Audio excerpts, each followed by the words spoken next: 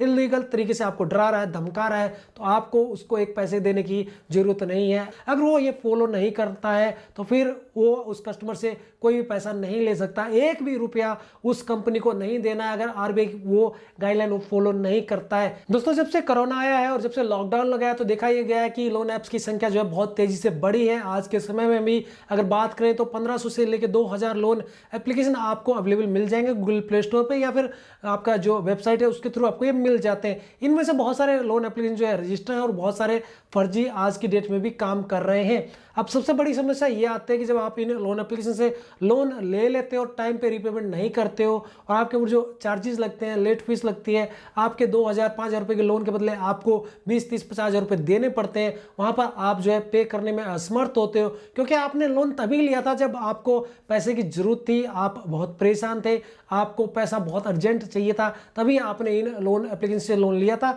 Otherwise तो आप bank को भी अप्रोच कर सकते थे या फिर अपने किसी भी रिलेटिव से जो है 2-4-5% के बेस पे भी पैसा ले सकते थे। आपने इनसे यहाँ पैसा इसलिए ही लिया कि क्योंकि आपको बहुत ज़्यादा इमरजेंसी थी, आप परेशान थे। लेकिन इस समस्या को ये लोन एप्लीकेशन नहीं समझते हैं और आपका जो है मिसयूज करते हैं, आपको थ्रेट करते हैं, आपको धमकाते हैं और आपको प्रेशर में ला के कई गुना पैसे आपसे ऐंठ लेते हैं। और इसी वजह से ये लोन एप्लीकेशन जो कंपनी है, स्पेशली जो फर्जी लोन एप्लीकेशन कंपनी वो चल रही है और आज के समय में ये देखा गया कि आपको ये जम के लूट रहे हैं और आप इनसे डरते रहते हो। तो आज इस वीडियो में आपको ये बताने वाला हूं कि as per RBI norms, RBI की जो गाइडलाइन है उसका अकॉर्डिंग जब भी कोई लोन देता है उसको बहुत सारी चीज़ें जो है अपने जो भी कंज्यूमर है, जो कस्टमर है, उसके आगे डिस्क्लोज करनी होती है। अगर वो ये फॉलो नहीं करता है तो फिर वो उस कस्टमर से कोई भी पैसा नहीं ले सकता, एक भी रुपया उस कंपनी को नहीं देना है अगर आरबीआई वो गाइडलाइन फॉलो नहीं करता है। अगर आपने किसी भी लोन एप्लीकेशन लोन लिया है, चाहे वो किस्त है, क्रेडिट भी है, कोई भी ट्रू बैलेंस है, नवी है, कोई भी लोन एप्लीकेशन है,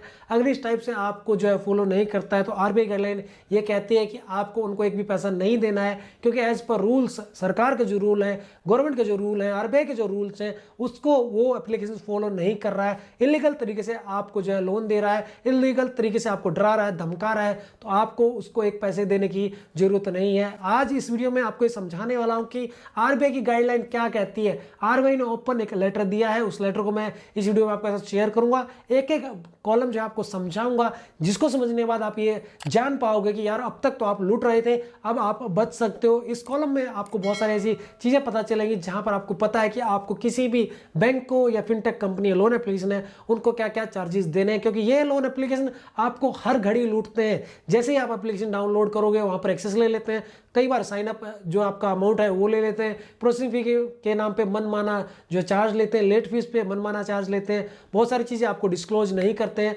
फोरक्लोजर चार्जेस आपको नहीं बताए जाते हैं, कई गुना पैसे आपसे ये ऐंठ लेते हैं। तो दोस्तों, इस वीडियो में जो आपके साथ शेयर करने वाला हूँ आरबीआई का जो सर्कुलर है उसमें ये साफ साफ बताया गया है कि किसी भी बैंक को या नॉन बैंकिंग फाइनेंस कंपनी को, कोई भी फिनटेक कंपनी है, लोन एप्लीकेशन जो है फिनटेक कंपनीज के अंदर आते हैं, इनको ये जो है डिस्क्लोज करना होगा अपने कस्टमर को पहले ही कि क्या क्या चीज़ें वो लेने वाले, सब कुछ उसको डिस्क्लोज करना होगा। और अगर वो ऐसा फॉलो नहीं करता, कोई भी एप्लीकेशन है, कोई भी बैंक है, अगर आपको ये डिटेल नहीं बताता है तो आपको उसको एक भी पैसा नहीं देना। किसी भी लोन एप्लीकेशन से आपने लोन लिया, बैंक से लिया, नॉन बैंकिंग फाइनेंस कंपनी से लिया, अगर वो ये चीज़ें फॉलो नहीं करता है, आरबीआई का जो नॉर्म्स है उसको फॉलो नहीं करता, तो आपको उसको एक भी रुपया नहीं देना है, किसी भी लोन एप्लीकेशन को एक भी रुपया नहीं देना है। अब मैं आपको अपने लैपटॉप की स्क्रीन पर लेकर चलूंगा जहां पर मैं आपको ये दिखाना चाहूंगा कि आरबीआई का जो सर्कुलर है वो क्या कहता है। तो दोस्तों, यहाँ पर आप देख सकते हैं मैं आरबीआई की वेबसाइट पे आ गया हूँ। यहाँ पर हम इस डॉक्यूमेंट को जो है डाउनलोड कर लेते हैं। दोस्तों, यहाँ पर ये जो है फाइल मैंने ओपन कर लिया है। इस टाइप का एक लेटर आपको देखने को मिलेगा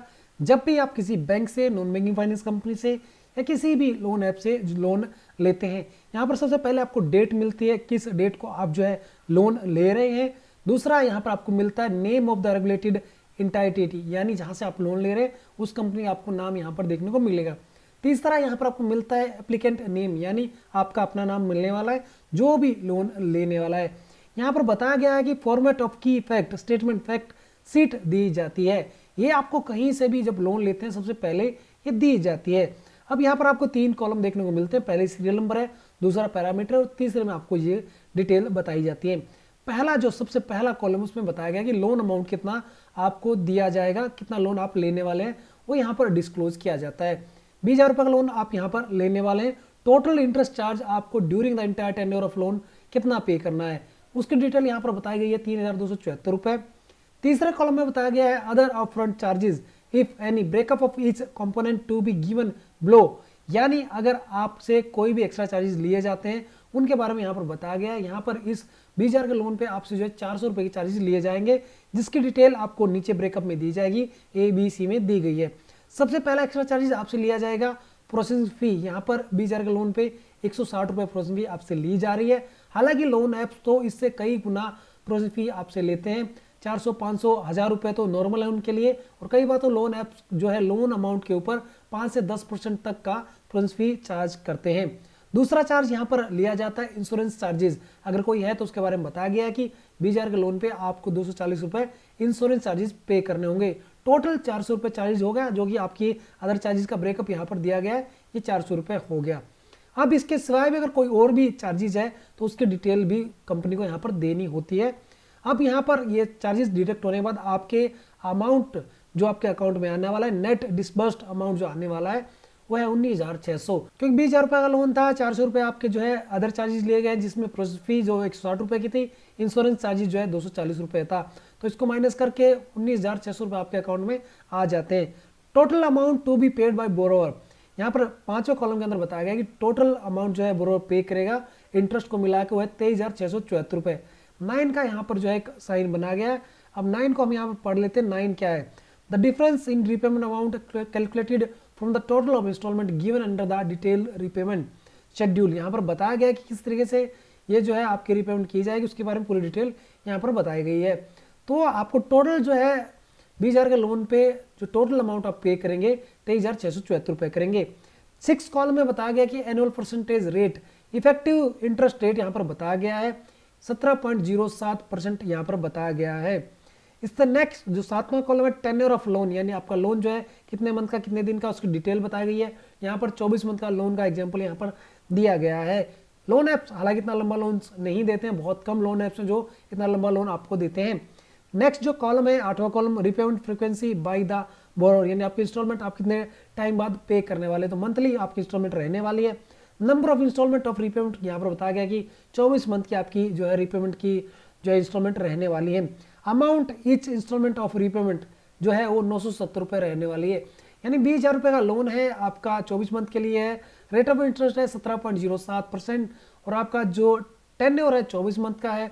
EMI जो बनती है आपकी 970 रुपये की बनती है। अब इससे आगे जो बताया गया है कि डिटेल अबाउट कॉन्सिक्वेंटेड चार्जेस, यहाँ पर बताया गया कि आप इसके सिवाय कोई जो भी पैनल चार्जेस लगाते हैं, लेट फीस लगाते हैं या जो भी आप फीस लगाते हैं उसके बारे में यहाँ पर बताया जाएगा। इसके सिवाय अगर आप लेट फीस के सिवाय भी कोई और भी चार्जेस अगर किसी भी लोन बोरोवर पर लगाते हैं, अगर वो टाइम पे नहीं करता अपना लोन, तो उसकी डिटेल भी आपको देनी होती है। अदर डिस्क्लोजर्स, यानी यहाँ पर बाकी चीज़ों के बारे में बताया गया। अगर आप cooling of look of period during which borrower shall not be charge any penalty और प्रीपेमेंट ऑफ द लोन, यानी अगर आप अपने लोन को क्लोज करवाना चाहते हैं उस टाइम पे अगर आप कोई भी पेमेंट पे करते हैं लोन क्लोज करते टाइम, तो उस टाइम पे आपसे कोई भी चार्ज लिया जाएगा कि नहीं जाएगा, उसकी डिटेल यहाँ पर बताई गई है।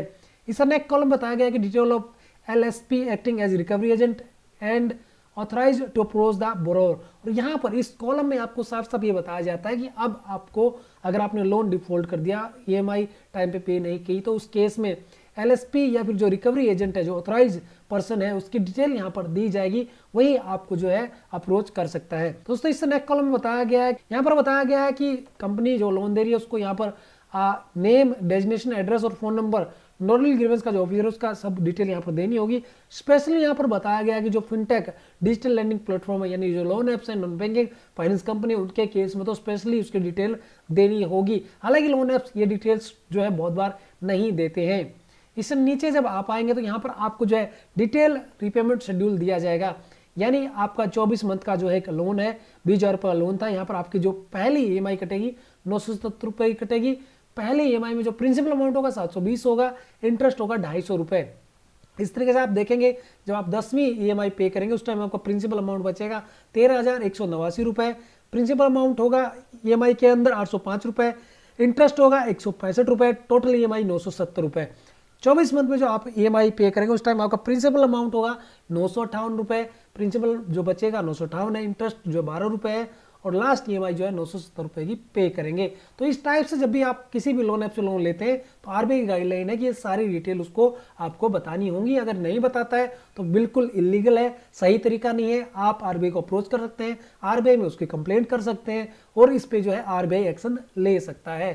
तो दोस्तों आपने देखा कि आरबीआई का जो गाइडलाइन है उसके अकॉर्डिंग किसी भी बैंक को, नॉन बैंकिंग फाइनेंस कंपनी को, फिनटेक कंपनी को यानी लोन ऐप को आपको लोन देने से पहले सारी डिटेल बतानी होती है। पहली ईएमआई में कितना प्रिंसिपल अमाउंट जाएगा, कितना इंटरेस्ट जाएगा, कितना टेन्योर रहने वाला, क्या लेट फीस रहने वाली, ए टू जेड डिटेल्स आपको जो है पहले देनी होंगी। उसके बाद ही आपको जो है लोन देना चाहिए। अगर कोई भी कंपनी, कोई भी लोन एप्लीकेशन ऐसा फॉलो नहीं करता है तो लोन देने का ये इलीगल तरीका है। ऐसे किसी भी लोन एप्लीकेशन को आपको एक भी रुपया देने की जरूरत नहीं है, क्योंकि इलीगल तरीके से काम नहीं कर रहा है। आई होप वीडियो आपके काम आएगी, इन्फॉर्मेशन आपको अच्छी लगेगी। इसी बात पे वीडियो को जो प्लीज लाइक जरूर कर देना। चैनल पर नए हो, चैनल को सब्सक्राइब नहीं किया है तो नीचे सब्सक्राइब बटन उसको दबाकर चैनल को सब्सक्राइब जरूर कर लेना। दोस्तों अगर आप लोन ऐप्स के बारे में कुछ भी पूछना चाहते हैं, कुछ भी जानना चाहते हैं, कोई एक्सपीरियंस शेयर करना चाहते हो, नीचे कमेंट करके आप शेयर कर सकते हैं, क्योंकि मैं अपने हर एक कमेंट का जो है रिप्लाई जरूर करता हूं। अगर कोई सीरियस इशू मुझे मिलता है कमेंट के अंदर तो मैं उसके ऊपर एक डेडिकेटेड वीडियो भी बना देता हूं। तो उम्मीद करता हूं ये वीडियो आपके काम आएगी। फिर किसी नई वीडियो में मिलते हैं